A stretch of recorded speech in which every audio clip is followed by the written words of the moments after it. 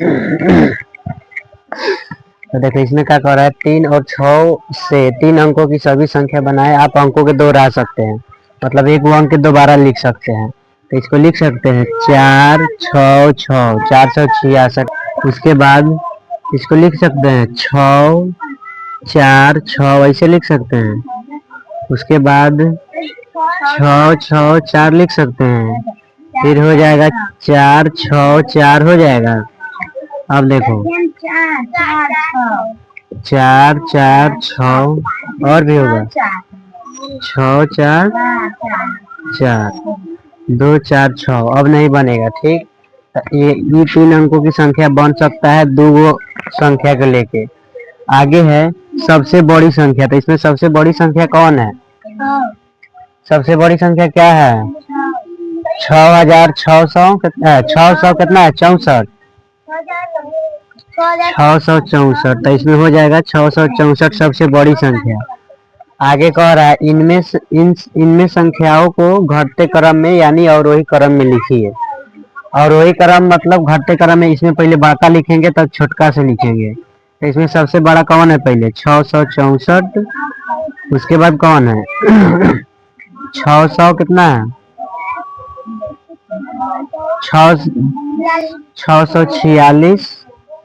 और कौन है? 644। और भी है, इससे छोटा कौन है? 464। उसके बाद 466।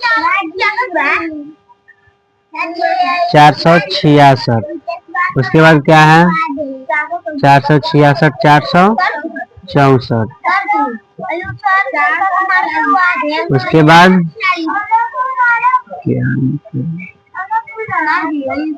400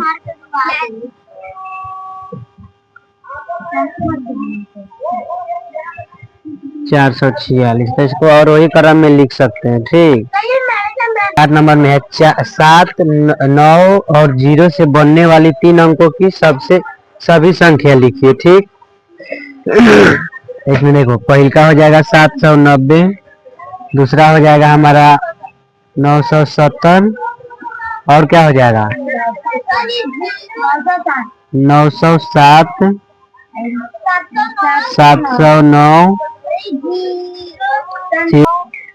आगे है यहाँ देखो, क्या 0 9 7 3 अंकों की संख्या है तो क्यों?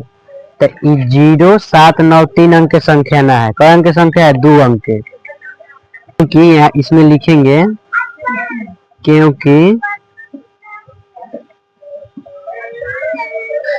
किसी भी संख्या में बाईं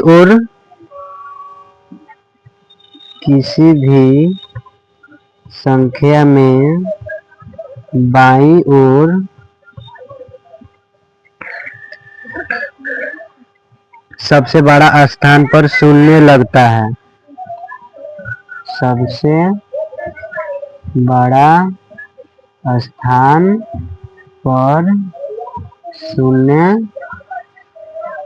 लगता है। ये हमारा 0 9 7 3 अंकों की संख्या नहीं है, 2 अंक की संख्या है। देखो आगे 5 नंबर में है, क्या कह रहा है? मैं 2 अंकों की संख्या हूँ, मेरे इकाई और दहाई के अंक समान है। बताइए मैं कौन कौन सी संख्या हूँ? इकाई या दहाई के अंक समान है। तो एक होता है इकाई या दूसरा दहाई, दोनों समान कह रहा है। तो 2 और 2 हो जाएगा, फिर 4 4 भी हो जाएगा, 3 3 हो जाएगा, 5 5 हो जाएगा, मतलब बहुत सारा हो जाएगा, ठीक। 2 नंबर में है मेरे इकाई तथा दहाई के अंकों का योगफल 8 है, मैं कौन सी संख्या हूँ? क्या कर रहा है? मेरे इकाई तथा दहाई का अंकों का योगफल 8 है, मतलब इकाई पे कौन अंक, दहाई पे कौन अंक, जिसको जोड़ के 8 रहे, 8 आना चाहिए। तो मेरा इकाई पे अगर 4 रहे, दहाई पे 4 रहे, तो इसको जोड़ेंगे तो 8 होगा। तो ये हमारा 4 4 हो जाएगा, ठीक, इकाई और दहाई का। 3 नंबर में है मेरे इकाई तथा दहाई के अंकों का गुणनफल 9 है, बताइए मैं कौन सी संख्या हूँ? तो ये हो जाएगा 3 और 3, 3 3 में गुना हो जाएगा तो कितना हो जाएगा? 9। तो ये हमारा 3 3 हो जाएगा। उसके बाद है 6 नंबर में मैं 40 से बड़ी और 60 से छोटी संख्या हूँ, संख्या हूँ, मेरे इकाई का अंक दहाई के अंक से दुगना है।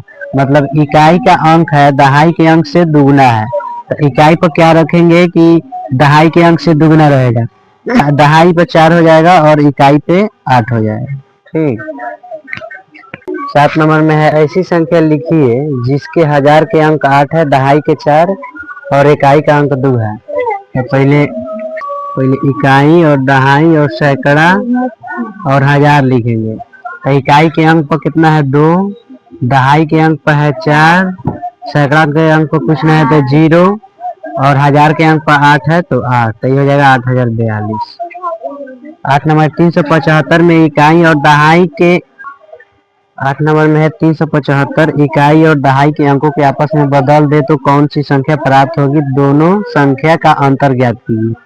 तो इकाई या दहाई के बदलने के कह रहा है, तो 375 है, इसको आपस में बदलेंगे इकाई दहाई के तो हो जाएगा 357। अब अंतर कह रहा है तो इसमें घटा देंगे, 15 में से 7 जाएगा कितना होगा 8, उसके बाद 6 बचेगा, 6 में से 5 जाएगा 1, तो हमारा 18 का अंतर होगा।